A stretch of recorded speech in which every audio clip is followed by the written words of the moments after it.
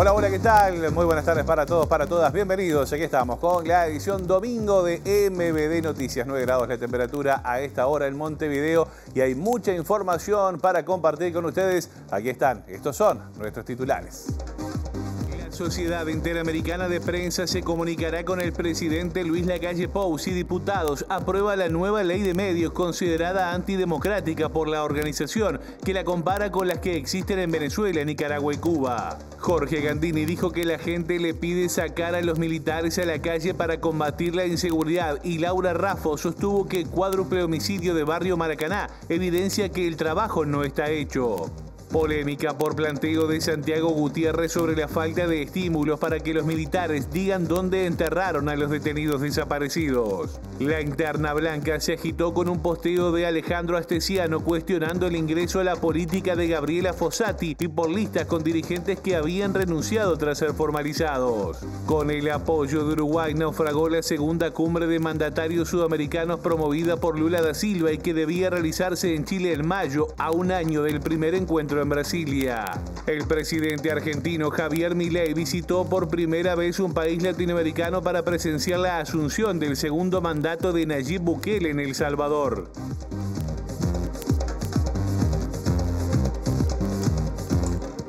Bueno, estos son algunos de los temas que tenemos para compartir con ustedes hasta la hora 20 aquí en la pantalla de TV Ciudad. Además, como siempre, vamos a tener informe especial a cargo de Federico Jurkovic. Todo lo que ocurre a nivel deportivo e internacional también estará en nuestro informativo y, por supuesto, lo que pasa en exteriores. Pero eso llega en el móvil a cargo de Abril Mederos, a quien ya saludamos. Abril, ¿qué tal? Buenas tardes, bienvenida.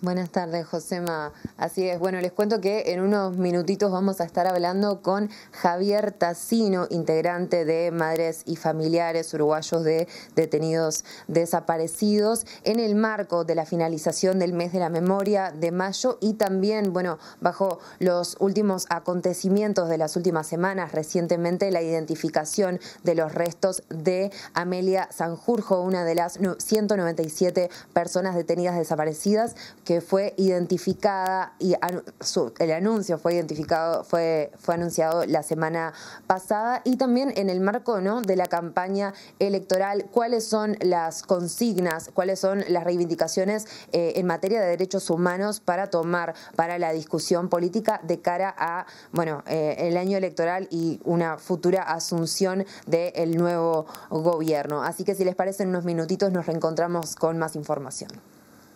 Muy bien, perfecto, Abril, muchas gracias. En un rato volvemos entonces al barrio de Peñarol para hablar de ese y otros asuntos. Ahora es momento de presentarles nuestro habitual resumen de noticias.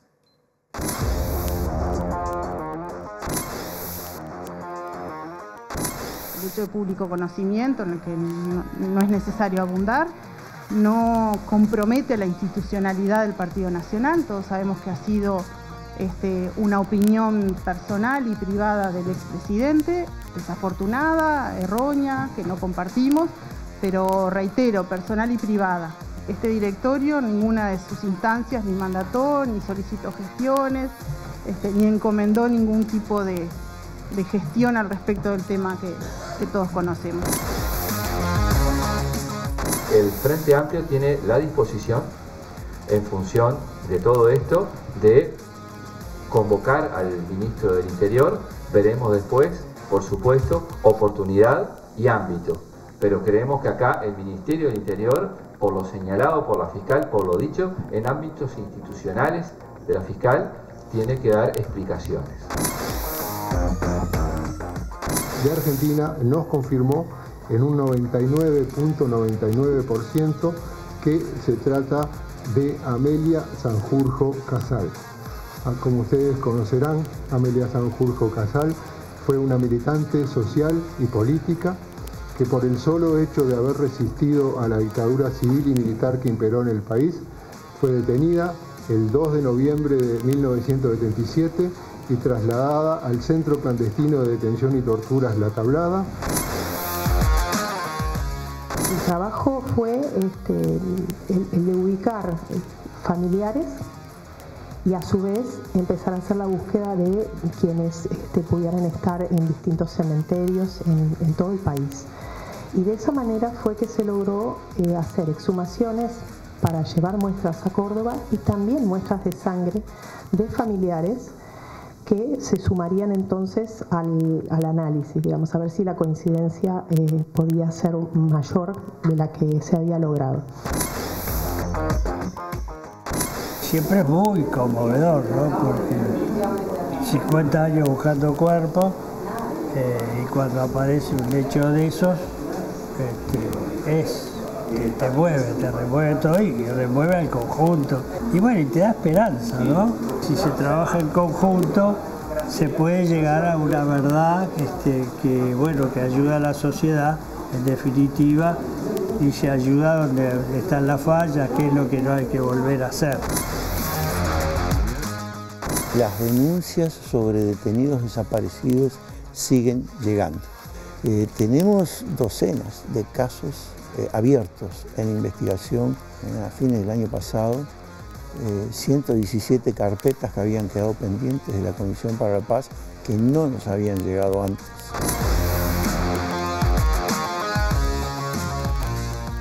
Dato no menor, ese que decía allí Wilder Tyler, director de la Institución de Derechos Humanos. Bueno, este fue el resumen de la semana de la edición domingo de MBD Noticias. El tema Amelia Sanjurjo, sin duda, fue uno de los más importantes de esta semana. En las últimas horas, familiares de detenidos desaparecidos, además, ha emitido un comunicado para descartar que por el momento no se va a hacer un homenaje. Se está manejando una fecha de más, pero por el momento no hay fecha concreta. Ya lo vamos a estar aclarando ese asunto en un rato en el móvil de Abril Mederos, además de otras novedades. Y otro de los temas que también aparecía allí en el resumen de la semana tiene que ver con la eventual citación al ministro del Interior, Nicolás Martinelli, al Parlamento. En ese sentido, el Frente Amplio va a resolver esta semana si lo convoca o no, a raíz esta vez del cuádruple homicidio en el barrio Maracaná, incluyendo, ustedes saben, un menor de edad de 11 años y también, las repercusiones que ha tenido este caso en la semana. Por ejemplo, la precandidata blanca Laura Raffo se refirió al tema, dijo que el gobierno redujo algunos índices de criminalidad, pero remarcó que mientras nos despertemos con este tipo de noticias, está claro que el trabajo no está hecho. Nos produce un profundo dolor y frustración lo que acaba de pasar en Montevideo. Y no pueden pasar más esas cosas. Este gobierno cambió en materia de seguridad y mejoró, pero mientras haya días que nos despertemos con este tipo de noticias, está claro que el trabajo no está hecho. Por lo tanto, tenemos una propuesta de seguridad muy fuerte de cero tolerancia al narcotráfico y al crimen organizado. En esa propuesta nos apoyamos en un pilar que tiene que ver con la represión del delito y otro pilar que tiene que ver con la prevención del delito. Retomamos ideas de Guapo Larrañaga, como los allanamientos nocturnos con orden de un juez. Vamos a reforzar la Guardia Republicana en todo el país con 1000 efectivos más. En tercer lugar, vamos a usar la tecnología, vamos a duplicar las cámaras de videovigilancia, a poner más radares aéreos, a aumentar la cantidad de escáneres en el puerto y a poner toda la tecnología a la orden de la persecución del delito. Pero con reprimir solamente no alcanza. Por eso somos muy conscientes que tenemos que trabajar a nivel de los barrios en lo que es la prevención del delito. A propósito del tema seguridad, también habló otro precandidato blanco. Estamos hablando en este caso de Jorge Gandini, como lo decíamos en titulares. Colega de Laura Raffo retomó la idea de que para terminar con la violencia que origina crímenes como los del barrio Maracaná, se necesita sacar a los militares a la calle para garantizar la seguridad interior. En declaraciones a Canal 12, Gandini contó que el sábado recorrió 3 ferias capitalinas, comprobando que el impacto por el cuádruple homicidio fue muy fuerte. Todos me sacaron el tema, dijo. En algunos casos, sabiendo mi postura, me dicen, hay que hacer lo que usted dice, hay que sacar los militares a la calle, no se puede vivir más así. El legislador argumentó que a los militares se los convoca cada vez que se los precisa y se preguntó entonces por qué no podemos hacer una ley, darle respaldo y que actúen en los barrios más vulnerables, las ciudades del interior donde han llegado. Si soy presidente, esa es una de mis propuestas, dijo Gandini. También dijo que le gustaría debatir sobre estos temas con Yamandu Orsi. Y a propósito justamente de Yamandu Orsi, el precandidato Frente Amplista, dijo que no hay que banalizar la discusión sobre seguridad y dijo, no se puede decir yo lo hago bien, vos lo haces mal, entre otras cosas, decía Yamandu Orsi. Además, pidió que se le deje de echar la culpa a Eduardo Bonomi y propuso consensuar entre todos los partidos políticos medidas a tomar en base a 3 o 4 ejes comunes. Algo cambió de unos años a esta parte. El tema es si lo agarramos en serio y lo analizamos en serio y definimos un análisis serio del asunto o seguimos banalizando la discusión. Cuando digo banalizar la discusión, digo llevarlo solo al terreno de yo lo hago bien, vos lo haces mal, yo mejoré un 32,5 y vos empeoraste un 4,3 y en ese ringirranga se nos va la vida. Mientras eso pasa, se nos va la vida. ¿Qué quiero decir con esto? Que hay que sentarse a hablar en serio, tratar de blindar la discusión banal y sentarnos a plantear un par de cosas, o 3 cosas que sean comunes, pero por lo menos aceptar entre todos que el crimen cambió, el delito cambió y que no podemos seguir pensando en la misma forma de hacer las cosas. O seguir echando la culpa a Bonomi. Yo creo que ya está, aflojamos un poco. Pero yo no caigo en la misma, yo no echo la culpa ni a Martinelli.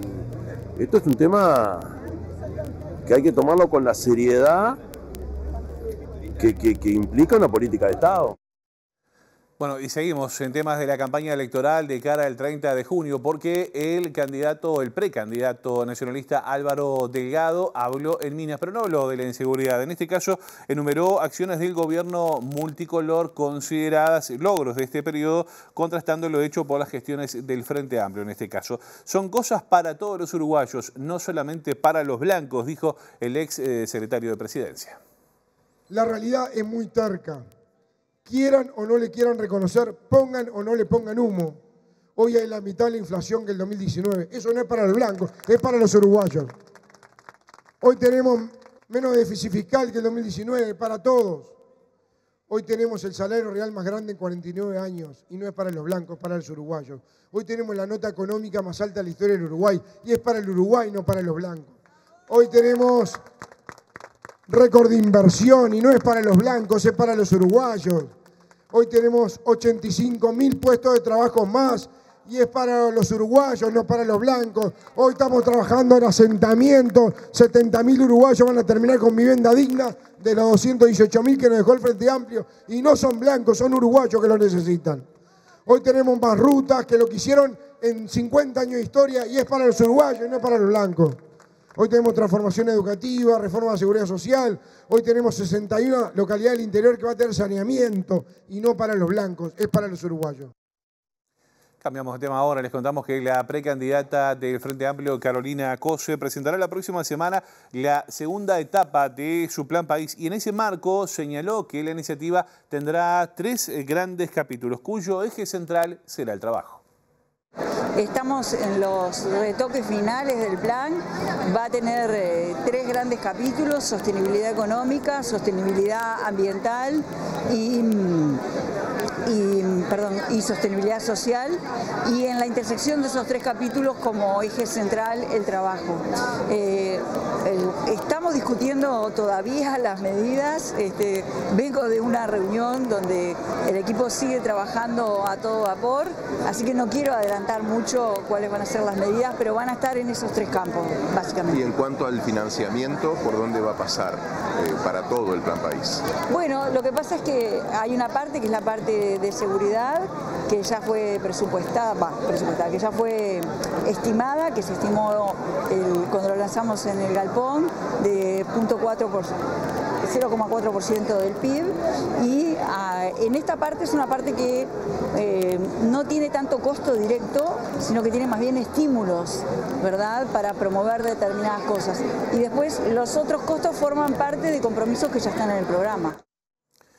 Les contamos ahora que este sábado se realizó un homenaje a Selmar Michelini, organizado por la fundación justamente que lleva su nombre, y la participación de la comparsa C1080 a 100 años de su nacimiento. Se hizo una llamada que finalizó frente al antiguo domicilio del legislador aquí en San José de Cuareim, calle que hoy además lleva su nombre. Michelini nació el 20 de mayo de 1924 y fue asesinado la misma fecha, un 20 de mayo de 1976 en Buenos Aires, junto al político nacionalista Héctor Gutiérrez Ruiz y a los militantes Rosario Barredo y William Guailo. Nos convocaron sus hijas como comparsa del barrio y no podríamos faltar en esta fecha de conmemoración de él, pero para nosotros es esa unión. Cuareim para nosotros ya es una manera de vivir. Es respirar candombe, es el barrio sur, es nuestra cultura. Entonces eso, unir la persona de él, lo que él representa, y que nos hayan convocado al candombe, para nosotros es una cuestión casi de honor participar. Nos parecía importante recordar, conmemorar esa fecha, en este caso focalizándonos más en lo que significa la vida y la alegría. Él nació en la calle Cuareim, para la familia Michelini siempre va a ser la calle Cuareim, que se llama Selmar Michelini, pero que en realidad se llamó Cuareim y él nació allí. Y nos pareció que era una buena iniciativa y la comparsa Cuareim 1080 se vio muy receptiva a eso porque tienen el mismo sentimiento.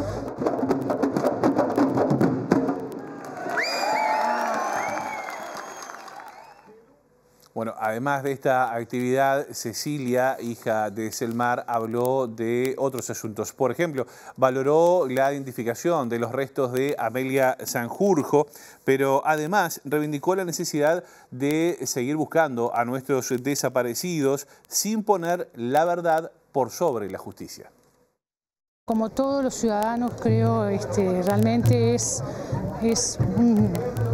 un sabor agridulce porque por un lado tenemos la alegría, no sé si decirlo, pero la tranquilidad de tener a Amelia con nosotros. Por otro lado, bueno, es la verdad que muy triste que las familias todavía no sepan dónde están sus seres queridos y que no haya iniciativa de quienes saben de hacerlo saber. En este sentido, se refirió a los dichos de Santiago Gutiérrez y consideró que la única forma de avanzar hacia la verdad es ajustándose a derecho, ya que sin justicia la sociedad no puede avanzar. Yo te puedo dar mi opinión personal y no la de la Fundación, además la mía. Yo creo que uno tiene que ajustarse a derecho. Ese es el marco que nos puede ayudar a avanzar como sociedad. Y el marco y ajustarse a derecho es la justicia que después trae la verdad, o la verdad que trae la justicia. Pero sin justicia la sociedad no puede avanzar. Bueno, como veíamos así, esta última respuesta de justamente Cecilia Michelini se relaciona con el planteo que hizo Santiago Gutiérrez el jueves 30 en el programa radial En Perspectiva. El nieto de Héctor Gutiérrez Ruiz sugirió que la falta de estímulos para que los militares que tienen información digan dónde enterraron a los detenidos desaparecidos plantea el dilema si justicia y verdad tienen que ir siempre de la mano. Me parece que lamentablemente, habiendo pasado tanto tiempo y entendiendo que esto ya es buscar una aguja en un pajar y que la mayoría de la información que necesitan particularmente los familiares, pero que necesita el Uruguay entero, no está escrita en ningún lado, no está escondida en un cajón, no está enterrada en el batallón tal, sino que me parece que vive en personas que además se están muriendo y que no tienen ningún, acá voy a ser utilitarista al máximo y eso es quizá lo más crudo y por eso hice el disclaimer, no tienen ningún incentivo para decir la verdad. Primero porque espiritualmente no tienen ningún resorte de arrepentimiento. Yo parto de la base de que son personas malas, oscuras, horribles, que no se han arrepentido de lo que hicieron, que seguirán convencidos del bolazo ese que estaban defendiendo a la patria, no sé qué patria, ni qué concepto tenían de patria, y que por supuesto para pasar sus últimos años de su vida investigados, procesados y quizás en la cárcel, no tienen ningún incentivo para decir ninguna verdad y que no les duele irse a la tumba con eso. Estoy siendo utilitarista al máximo, entonces el reclamo 100% justo universalmente es memoria, verdad y justicia. Ahora, yo creo que hay un lugar en que verdad y justicia se miran cara a cara y dicen pasás vos o paso yo. Bueno, muy bien, un tema que ha generado polémica además. Bueno, vamos a seguir hablando del pasado reciente. Hace instantes, en el arranque de esta edición domingo de MBD Noticias, nuestra compañera Abril Mederos nos contó de qué va a ir su móvil y justamente vamos a entablar el contacto con ella a esta hora. Abril, contanos más, adelante. Gracias, Josema. Bueno, ya estamos aquí con Javier Tassino justamente para hablar de todo esto que comentábamos más temprano. Javier, ¿cómo estás? Muchas gracias por estos minutos. Quería preguntarte como integrante de Madres y Familiares, ¿cuáles son las primeras reflexiones que se hacen luego de la identificación de los restos de Amelia Sanjurjo? Bueno, muchas gracias por venir. Un saludo a Josema, que está por ahí por el estudio. El vecino del barrio acá. Bueno, las evaluaciones que hacemos, ni que hablar, que son que te causa, más allá de un trabajo, no solamente de ahora, de muchos años, la identificación de una compañera de Amelia nos causa satisfacción, nos causa alegría. Y bueno, y te da para pensar todo lo que ha pasado esa persona en momentos tan complicados, tan difíciles, y de la forma que apareció, que es terrible, como apareció una persona boca abajo, con cala abajo, con cala arriba, con una plancha de 1,70 m arriba. Bueno, te da, evidentemente, es terrible lo que ha pasado esa compañera, ¿no? Y bueno, y al mismo tiempo también el hecho de ya de venir trabajando de mucho tiempo, el hecho de estar trabajando esto con mucho tiempo y no recibiendo ahora, por ejemplo, toda la ayuda necesaria. Hay que ver que Amelia se identifica, se trabaja, se ubica, se encuentra con todo el trabajo que nosotros teníamos de años anteriores, ese gran trabajo, y a su vez ellos que ya venían excavando con la información que tenían de la etapa anterior, también al encontrarla, ellos no pararon de excavar, ellos están buscando y ya están buscando de vuelta. El tiempo es complicado, ¿no? Justamente eso te quería consultar también. ¿Qué significa para ustedes que este hallazgo haya motivado también que se retomen excavaciones que estaban detenidas, como las del batallón 13, las del batallón 14 continúan, recordemos, y por otra parte predios privados? ¿Este es un salto, es un impulso que da este hallazgo para continuar con las búsquedas? Sí, es un impulso, ni que hablar, lo que confirma aquel relato inicial de que había, de que bueno, los habían matado, los sacaron, hicieron un horno, los quemaron, tiraron la ceniza al mar. Evidentemente en aquel momento cuando se dice es para que bajarte el ánimo y chao, de este ómnibus me bajo, no busco más nada porque es terrible.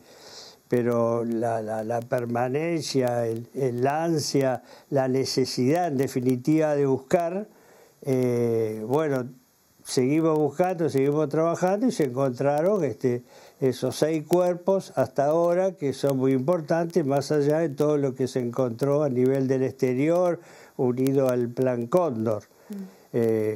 Vamos a seguir, ni que hablar. Aparte, vamos a seguir porque en este momento hay esta última marcha y todo lo que dio alrededor de esta marcha, todo ese apoyo, toda esa cosa de ánimo, de comprensión de la gente y de trabas en muchos lugares, ¿no? Amenazas, cosas que han pasado, por ejemplo, en la parte del deporte, que hubo amenazas, ahora no sé, aparentemente hay una ahí que vamos a averiguar si amenazaron a cuadros que se manifiestan, ¿no? en esa necesidad que la gente tiene, la necesidad de libremente poder expresarse, pensar y saber la verdad. Nosotros lo que queremos saber es la verdad de todo esto. Javier, justamente quería consultarte por algunas consideraciones que compartió días atrás Santiago Gutiérrez, nieto de Héctor Gutiérrez Ruiz, respecto de, bueno, cómo se regula o cómo se equilibra la verdad y la justicia, pensando en que hay muchas personas que tienen información y que no están queriendo dar la información justamente, y si habría que, bueno, buscar mecanismos que les den garantías desde la justicia para que se animen a hablar o para que estén dispuestos a dar la información que durante tantos años les ha sido negada. ¿Cómo se analiza esto desde Madres y Familiares? ¿Cómo se conjugan estas dos áreas de verdad y justicia?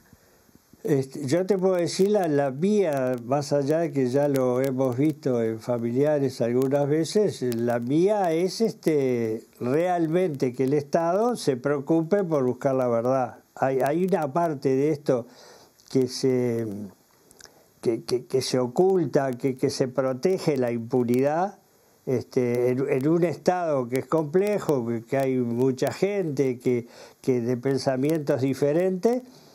La búsqueda de la verdad hay que buscarla, nosotros siempre decimos, la información que falta, que no está en los archivos, la tienen escondida en definitiva los militares en determinados lugares. Sabemos que es así, porque ellos guardan absolutamente todo, y en ese caso lo sacan de los archivos que ya hace años que tenemos en diferentes lugares, y bueno, en parte han servido también para la justicia. Es discutible, el tema es discutible, ¿no? Yo opino que bueno, no sé, a los compañeros nuestros, yo estuve preso y vi cómo funcionaba lo judicial, la justicia militar de ellos, que no te daba la posibilidad de nada, que en muchos casos ni el juez te veía. Y por el otro lado, yo te miro a ti y digo, una chica, Amelia tenía 40 años, pero había jóvenes que tenían menos, 14, 15, y otras mujeres, y bueno, me da escalofrío de pensar las cosas que hicieron, que no tenían en sus cabezas, no tenían nada de control, digamos, ¿no? Y no solamente se servían ellos, sino que también hacían servir a la tropa, y las cosas terribles que hacían desde el punto de vista de la gente. Entonces pensar que esos tipos, que esos asesinos estén afuera, es un peligro para la sociedad, es un peligro para la democracia, hay que entender eso, ¿no? La defensa de estas personas, en definitiva, es un peligro para la sociedad. Es así, no somos exagerados en decir esto. Es un peligro para los jóvenes, es un peligro para la democracia. Se podrá discutir, se podrá hablar, todo lo que quieran, pero el Estado tiene que cumplir con una cosa que es esencial: buscar abajo de las piedras dónde están los datos, las informaciones, y si no, en mi entender, hay que seguir buscando, hay que seguir excavando. El 14,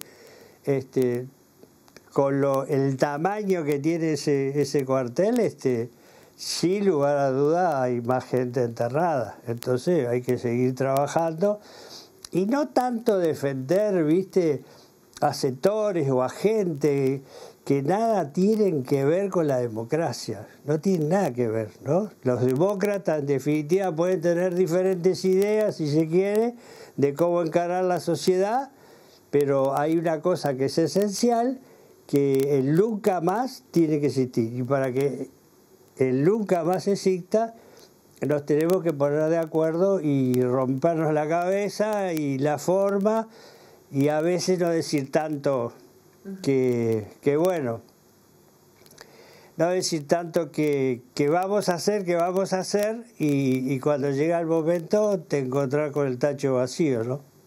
Javier, muchísimas gracias, de verdad. Bueno, escuchábamos allí a Javier Tassino, integrante de Madres y Familiares, en su reflexión sobre, bueno, los hechos de público conocimiento de los recientes días, la identificación de los restos de Amelia Sanjurjo. Hasta aquí, bueno, las novedades, volvemos a estudio. Muy bien, Abril, muchas gracias por tu trabajo, también el equipo, y por supuesto retribuimos ese saludo inicial al querido Javier Tassino y a toda la gente de Familiares que muy amablemente nos reciben como siempre en su casa. Bueno, nosotros ahora seguimos con otros asuntos. Les contamos ahora que 23 partidos políticos van a competir en las internas del próximo 30 de junio, según el registro de la Corte Electoral que venció el pasado viernes, justamente este plazo para presentar todas las listas. Sin embargo, no todos van a llegar a octubre, como suele ocurrir con las formaciones más pequeñas que, ustedes saben, no logran superar el mínimo de votos exigido en las primarias para poder seguir adelante. 1.104 hojas de votación con listas de candidatos al firme, es decir, han sido publicadas, no han sido impugnadas y por lo tanto ya pueden ser impresas y distribuidas por parte de las agrupaciones y los partidos políticos. Hay una sola impugnada en este momento, que tendrá que ser resuelta por la Junta Electoral correspondiente.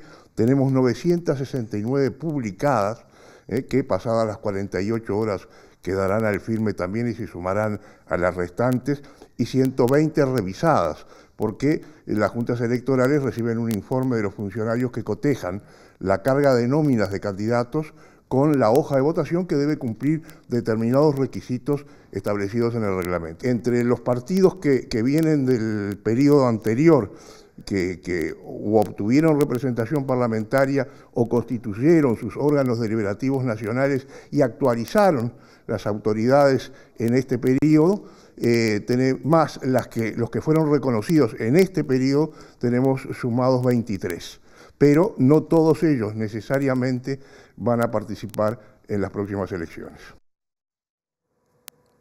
Bueno, y cerrado el plazo, como decíamos el pasado viernes, cerradas las listas, comenzaron a surgir algunas polémicas, sobre todo en la interna del Partido Nacional. Por ejemplo, en las últimas horas surgieron cuestionamientos desde la red social Instagram, en donde una cuenta a nombre de Alejandro Astesiano cuestionó la militancia de la ex fiscal Gabriela Fossati. También en sus posteos arremetió contra Álvaro Delgado, el ex secretario de Presidencia, actual precandidato nacionalista, a quien tildó de mitómano. De parte de Astesiano, la justicia también se vende. Con esta leyenda, el ex jefe de la custodia presidencial, Alejandro Astesiano, se metió en la campaña nacionalista, cuestionando a la ex fiscal Gabriela Fossati. Astesiano acompañó el posteo de este sábado con la imagen de la lista 2004-2004 que impulsa la precandidatura de Laura Raffo y que tiene a Fossati en segundo lugar. La ex fiscal se incorporó al Partido Nacional en noviembre de 2023, 3 meses después de abandonar la fiscalía, adhiriendo a la agrupación Sumar. En febrero de ese año, mediante juicio abreviado, la magistrada había condenado al ex jefe de la custodia presidencial a 4 años y medio de prisión por los delitos continuados de conjunción del interés personal y del público, asociación para delinquir, revelación de secreto y tráfico de influencias. En su cuenta de Instagram, Astesiano también envía varios mensajes al Partido Nacional y recibe comentarios que lo alientan, por ejemplo, a prender el ventilador y a publicar un libro contando toda su verdad. Entre las publicaciones hay una dirigida al precandidato Álvaro Delgado, con quien Astesiano coincidió los primeros años de gobierno en Torre Ejecutiva. En este caso se pregunta si cuando el ex secretario de Presidencia lo calificó como mitómano, estaba hablando de él o de la ex fiscal. Bueno, y sigue la polémica porque en otro orden también les contábamos que el retorno al Partido Nacional del exalcalde de la localidad de Florencio Sánchez, apoyando una lista para las internas en Colonia, desató la polémica en filas blancas con opiniones cruzadas entre los sectores que apoyan a Laura Raffo y los que respaldan a Álvaro Delgado. Entre estos últimos está justamente la lista 322 de Alfredo Sánchez, el hombre de las 1000 gauchadas, condenado por corrupción en el año 2021 y destituido por el Senado en 2023. La lista 322 del Partido Nacional en Colonia ostenta la foto de Alfredo Sánchez en su cabezal, el exalcalde condenado junto con su hijo edil y su hija concejala por dirigir una asociación para delinquir con base en el municipio de Florencio Sánchez. El hombre fue formalizado en 2021, renunció al Partido Nacional y fue sometido a juicio político en el Senado, siendo destituido en 2023. Sin embargo, meses atrás comenzó a circular el rumor de que volvía a la militancia blanca. En ese contexto, el precandidato Álvaro Delgado fue consultado el 27 de mayo en Soriano y dijo que formalmente no es ni candidato ni miembro del Partido Nacional, tal como lo consignó el portal Centenario. Y si bien Sánchez no se postula para la convención en las internas, la hoja de la 322 indica que es la lista de Sánchez alcalde, como también está claro que apoya al intendente Carlos Moreira, quien a su vez respalda a Álvaro Delgado para el 30 de junio. Antes que la lista, el exalcalde había estrenado comité, tal como lo consignó el portal Ecodigital en su edición del 14 de abril.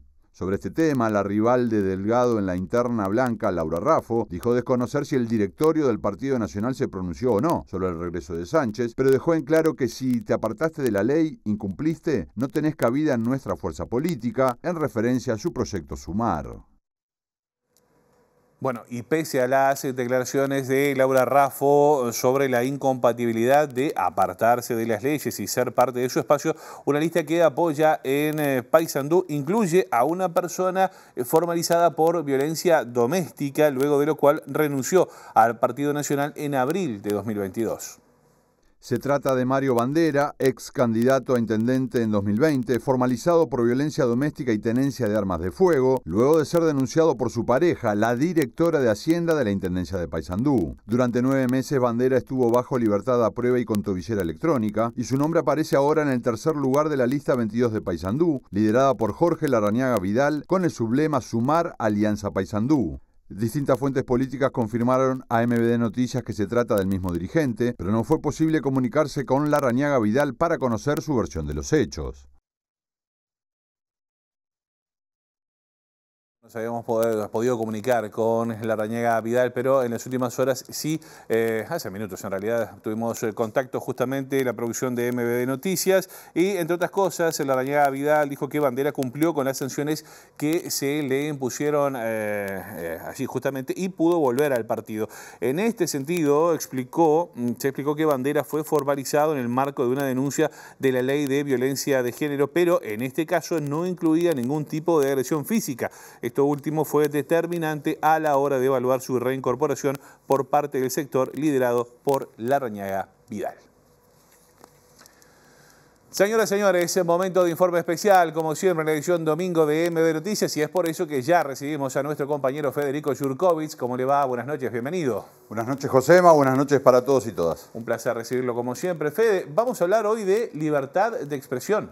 Vamos a hablar de nosotros, de nosotras, de trabajadores y trabajadoras de los medios, pero en un contexto de campaña electoral y de un nuevo proyecto que impulsa el Poder Ejecutivo sobre la regulación de las leyes de medios. A nosotros nos gusta la frase "viva la libertad de expresión", ¿no, José? En eso coincidimos. Efectivamente, ahí estamos de acuerdo. Totalmente. Bueno, en este caso quizás lo que muchas organizaciones internacionales y también aquí a nivel político y organizaciones sociales dicen que en realidad es una ley que favorece la presión sobre los medios y sus trabajadores. De aquí la columna, el título de esta columna que vamos a desarrollar hoy, Josema, porque el martes se vive una instancia clave cuando la Cámara de Diputados, convocada en sesión para tratar este proyecto, defina si definitivamente el proyecto de ley que había enviado el Poder Ejecutivo va a ser aprobado. Recordemos brevemente, el Poder Ejecutivo envió un proyecto de ley con varias consideraciones para cambiar la ley de 2014, ley de medios, llamada así, que entre otras cosas proponía y finalmente se aprobó la mayor concentración de medios, la extranjerización. Esas eran algunas de las críticas que apuntaban al proyecto, hasta que Cabildo Abierto incluyó un nuevo artículo que pauta cómo deben ser las informaciones que se brindan en cada medio, ya sea de prensa, radio o televisión, las opiniones y las informaciones en general.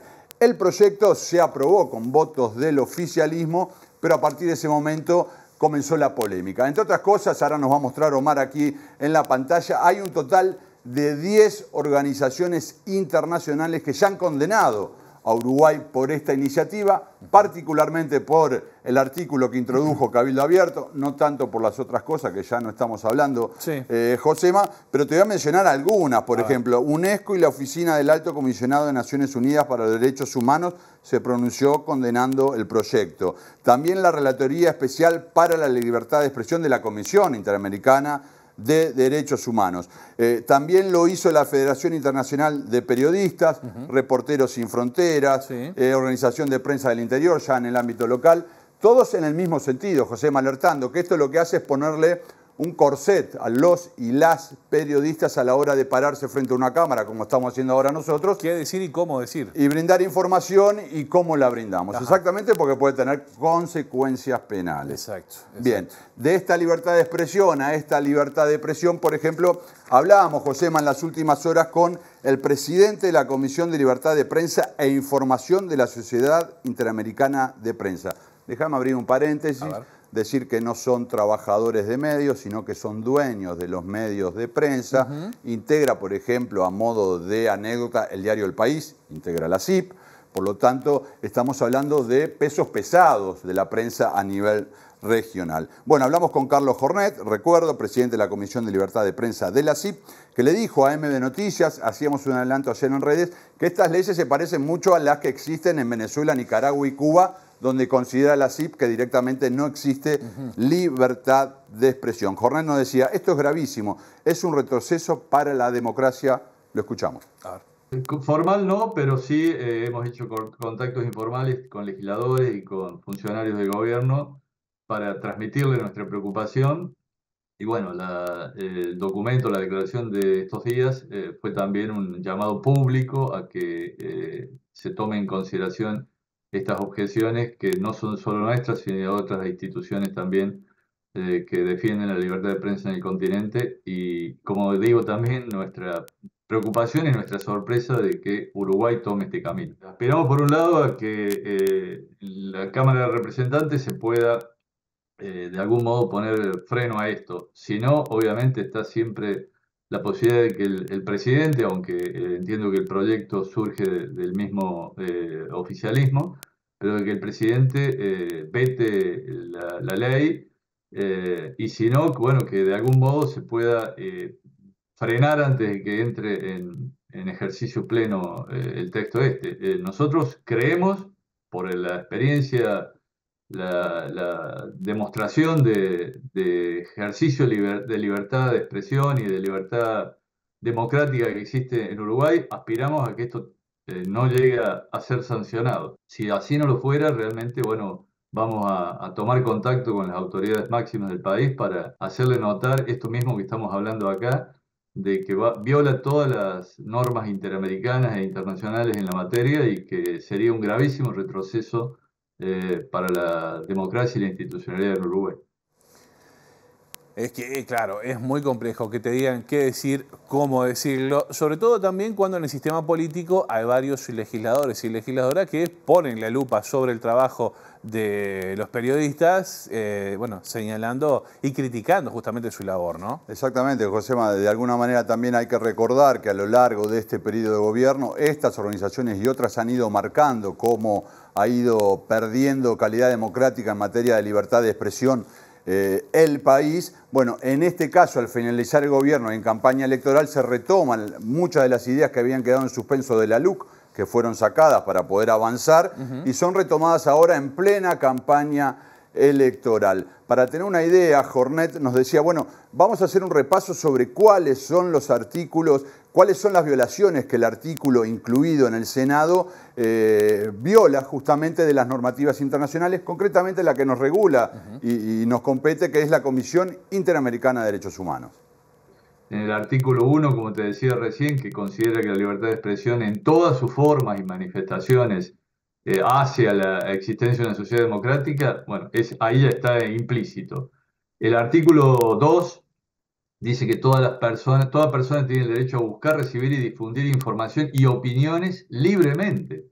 Es decir, este artículo no solo regula la difusión de información, que ya es grave, sino también la difusión de opiniones. Y la opinión claramente tiene que ser libre. El artículo 5, por ejemplo, de la Declaración de Principios, proscribe la censura previa, la interferencia o la presión directa o indirecta sobre cualquier expresión, opinión o información, justamente, difundida a través de cualquier medio, es decir, no de medios gráficos, radiales o televisivos, sino de cualquier medio. Pero además, si quedara alguna duda, el artículo 6 también habla de eso, pero el artículo 7 es muy claro, muy preciso y dice: condicionamientos previos, tales como veracidad, oportunidad o imparcialidad por parte de los estados, son incompatibles con el derecho a la libertad de expresión reconocido en los instrumentos internacionales. Veremos qué pasa entonces, Fede. Esto se va a de alguna manera dilucidar el próximo martes y me quedo también un poco con ese juego de palabras, que lo importante que es la palabra en este caso. Bueno, ¿no? ahí queda presión en rojo, ¿no? Hay que ver si a partir del martes, en todo caso, se recupera la expresión y podemos decir todos: viva la libertad de expresión. Josema, decir una cosa para cerrar nada más: el martes será esta sesión que seguiremos en MB Noticias. Obviamente, decir que diputados no puede eliminar solo ese artículo. Tiene que aprobar todos los cambios que hubo en el Senado o no. Eventualmente, si hay problemas en diputados, puede terminar esto en la Asamblea General y eventualmente ver si se aprueba qué hace el presidente con este artículo. Suponemos que con el resto de la ley está de acuerdo porque la envió él. Claro. Gracias, Fede. Retomamos. Bueno, muy bien. Nosotros ahora seguimos con otros asuntos y nos metemos también de alguna manera en temas políticos que tienen que ver con nuestro país y la región también, porque las tensiones en el Mercosur están marcando de alguna manera el peor momento entre la relación entre Brasil de Lula da Silva y el Uruguay de Luis Lacalle Pou, que al igual que otros presidentes de derecha decidieron no a participar de la segunda cumbre presidencial de Sudamérica que promovía justamente el mandatario norteño. El inicio de la relación fue auspicioso, con la visita que el mandatario brasileño Lula da Silva le hizo a su par uruguayo Luis Lacalle Pou a los pocos días de asumir en 2022, destacando que los intereses de ambos países debían quedar al margen de las diferencias ideológicas de sus gobernantes. Como ejemplo, se firmaron convenios de cooperación, algunos de los cuales ya se concretaron, como el aeropuerto binacional de Rivera. En este contexto, Lacalle Pou aceptó ser parte del primer retiro presidencial convocado por Lula en mayo de 2023, en un intento por agrupar a Sudamérica en un bloque menos ideologizado que la fracasada UNASUR, pero con el mismo objetivo de potenciar su voz en el tablero global. Esto incluyó al venezolano Nicolás Maduro, que había quedado al margen de este tipo de encuentros, y la cuestionada presidenta peruana Dina Boluarte, que no había tenido encuentros relevantes tras promover la destitución mediante un golpe blando contra Pedro Castillo en diciembre de 2022. Sin embargo, la iniciativa de Lula se frenó tras desactivarse el segundo encuentro que tenía que haberse realizado en mayo, en Chile, bajo la coordinación de su presidente Gabriel Boric. Pero la llegada de Javier Milei a la Casa Rosada y las tensas relaciones que mantiene con Brasil, Chile, Colombia, Venezuela y Bolivia, sumado a las elecciones de julio en Venezuela, profundizaron las diferencias entre los gobiernos y frustraron la posibilidad de concretar un ámbito de coordinación al más alto nivel en América del Sur. Bueno, y la tensión y la polémica de alguna manera siguen, porque justamente en este contexto Brasil acusó a sus socios del Mercosur, que tienen gobiernos de derecha, de especular con los problemas de producción de arroz surgidos por las inundaciones en Río Grande do Sul.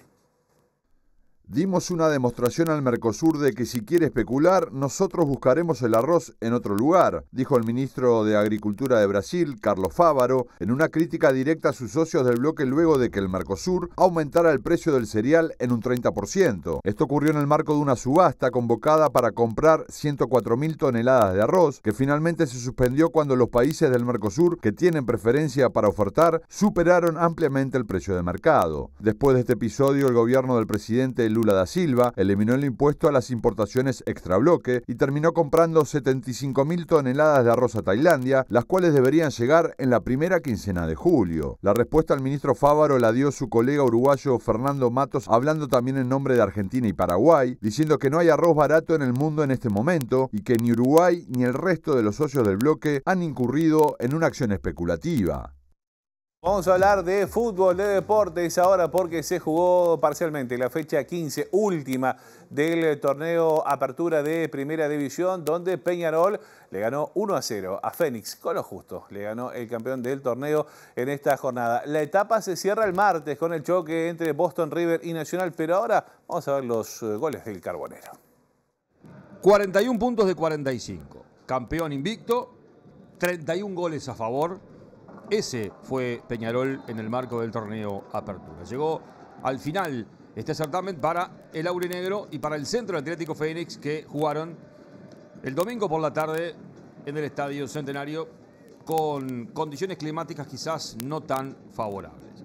Con algunos cambios Peñarol, pero con futbolistas que le dieron precisamente el torneo Apertura. Con Leo Fernández, antes en el intento, aquí con Silvera. No fue del todo bueno el partido que tuvo este intento de Dudú y la tapada de Washington Aguirre. Los ausentes de Peñarol que se hacían presentes en la tribuna, todo seguía 0-0, pero va a llegar una jugada capital, clave en el partido. Doble tapada de Aguirre. ¿Y sabe qué pasa después de esto? Llega el gol de Peñarol.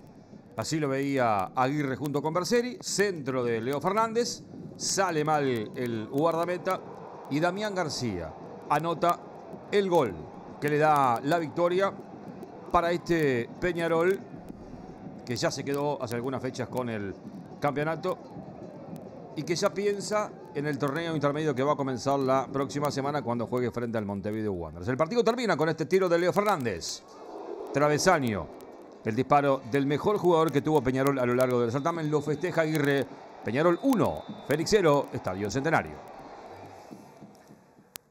La suerte de Aguirre y juega muy bien Peñarol, realmente se tiene merecido este campeonato. Señores y señores, vamos a abrir el capítulo internacional. Ahora les contamos que desde las 8 de la mañana en México comenzaron las elecciones generales en un marco de violencia política sin precedentes. La votación va a cerrar a las 6 de la tarde, hora local, que serán las 21 horas de nuestro país. Este sábado, además, fue asesinado Israel Delgado Vega, candidato a intendente del municipio de Cutzio, sumando 27 las personas postulantes que fueron ejecutadas desde el inicio de la campaña en el mes de septiembre. Más de 98 millones de personas están habilitadas para renovar más de 20.000 cargos, incluyendo la presidencia, los 500 diputados, 128 senadores y 9 gobiernos estatales. Las encuestas anticipan que por primera vez habrá una presidenta en México, o la oficialista Claudia Sheinbaum o la opositora Xochitl Gálvez.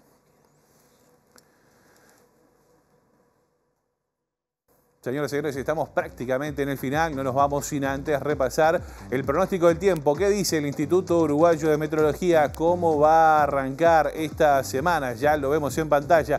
Para mañana, lunes 13 de junio, vamos a tener disminución de la nubosidad, dice el Instituto Uruguayo de Meteorología, con una mínima, ahí lo ven, de 6 grados y una máxima de 15. Para el martes 4, frío la madrugada, 4 será la mínima, 17 será la máxima, con cielo nuboso y algo nuboso. Nosotros hasta acá llegamos con la edición domingo de MBD Noticias. La información vuelve a nuestra pantalla mañana tempranito a las 8 con Pilar Teijeiro. Nosotros en lo personal los esperamos a las 11 en el streaming de TV Ciudad con Así las Cosas. Nos vamos, los dejamos con los principales titulares y con lo que se viene aquí en la pantalla de nuestro canal. Que pasen bien.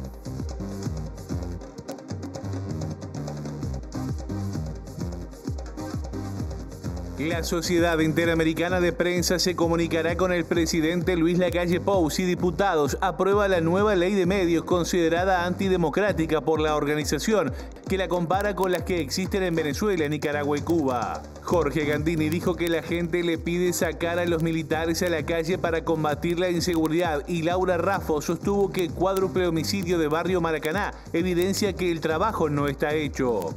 Polémica por planteo de Santiago Gutiérrez sobre la falta de estímulos para que los militares digan dónde enterraron a los detenidos desaparecidos. La interna blanca se agitó con un posteo de Alejandro Astesiano cuestionando el ingreso a la política de Gabriela Fossati y por listas con dirigentes que habían renunciado tras ser formalizados. Con el apoyo de Uruguay naufragó la segunda cumbre de mandatarios sudamericanos promovida por Lula da Silva y que debía realizarse en Chile en mayo, a un año del primer encuentro en Brasilia. El presidente argentino Javier Milei visitó por primera vez un país latinoamericano para presenciar la asunción del segundo mandato de Nayib Bukele en El Salvador.